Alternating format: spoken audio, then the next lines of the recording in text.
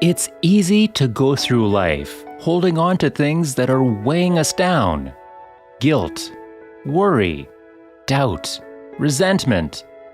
The problem is, when you allow these things in, they're taking enough space for the good things that should be there. Imagine your life is like a container. You were created to be filled with happiness, love, joy.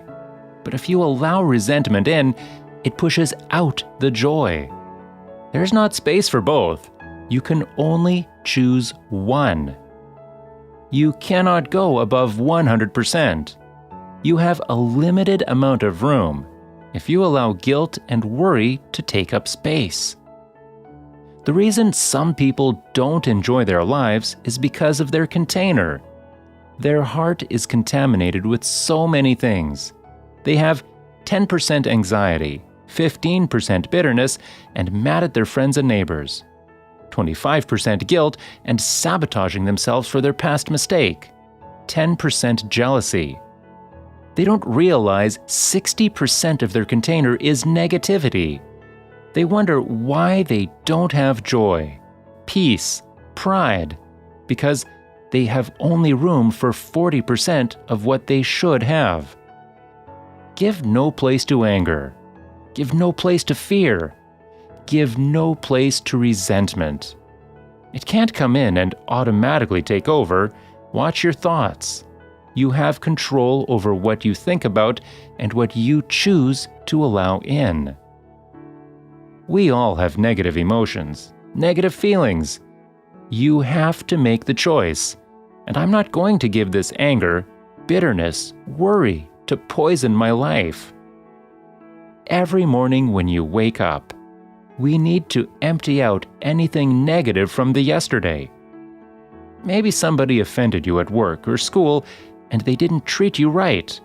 It's easy to let that offense stay, but you have to be disciplined and keep telling yourself, no, I am not giving this offense any room. This day is a gift from God, and I am not going to let it sour my day. They hurt you once.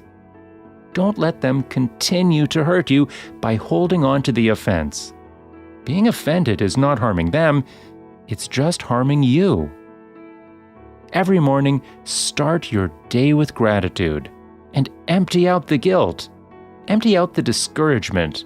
And when the impurities come, when the infection comes, don't let it stay, let it pass. Keep your heart pure. If you do this, you're going to step up to a new level and life with more joy, more peace, and happiness. Sometimes we wonder why we can't get ahead and why we don't have any strength. It's because our thoughts are limiting us. You can't think defeat and have victory. Your life is going to follow your thoughts. You need to think power thoughts. Everything starts in our mind. I'm worried about my finances. I am stressed over my children. That's just drawing in more negativity. You will be amazed at what will start to happen if you start thinking positive thoughts. You will feel strength, courage, determination start to rise up. Proverb 4 says, "Be careful what you think, because your thoughts run your life." Are you thinking power thoughts? Or are you thinking defeated thoughts? In every moment, you're actually choosing which direction your life is going to go. Don't just think any thought that comes to mind. If it's negative, don't give it the time of day. If you dwell on those negative thoughts, you'll miss your destiny. When you're in tough times, the enemy will work overtime, trying to convince you that the problem is too big. He knows if he can keep you defeated in your thoughts, then he can keep you defeated in your life. When thoughts tell you it's not going to change, instead of thinking those weak thoughts, turn it around and say, "Yes, I have a lot of problems, but I've been armed with strength for every battle. Whatever God started in my life, He is going to finish it." But if you believing these lies that is too much, then you're going to feel overwhelmed and you'll get stuck where you are. Look at how big your God is. That obstacle is no match for him when you believe all things are possible. Get your thoughts going in the right direction. You're not fighting this battle on your own. You are not alone. You have the most powerful force in the universe on your side and fighting for you. It is a fact that majority of people are negative, but you can't just fit in and keep thinking like everyone else. God is looking for people that are not discouraged by how big the opposition is. Negative thinking is contagious. All around us, there's negative news. Analysts telling us what could happen, how it may get much worse. It's good to be informed, but you can't let that poison destroy your life. Isaiah 8 says, "Do not think like everyone else." You don't have to fear the virus, fear the future. Just keep honoring God, and He will keep you safe. He will do what medicine can't do. When the majority are afraid and negative, you have to be on the offensive and say, "No, I'm not falling into that trap. I'm going to trust God. Everything is going to be better at the end. I'm going to think power thoughts." I was out riding my bike the other day. Most of the route is flat, but there's one very big hill.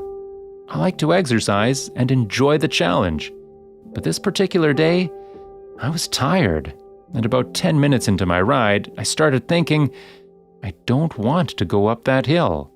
I don't want to have to push. Wondering if I could make it up, and at one point, I received a phone call. I started talking as I was riding. About 20 minutes later, I hung up. I thought, okay, I don't want to go up that hill. When I looked around, I realized I had already gone up the hill.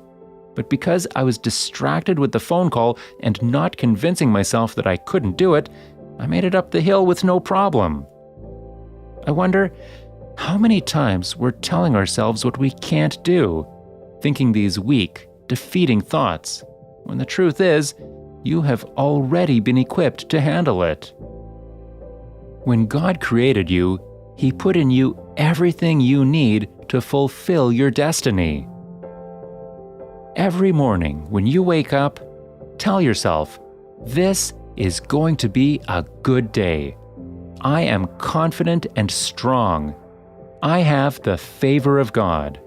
I'm so excited about what God is going to bring for me in this day."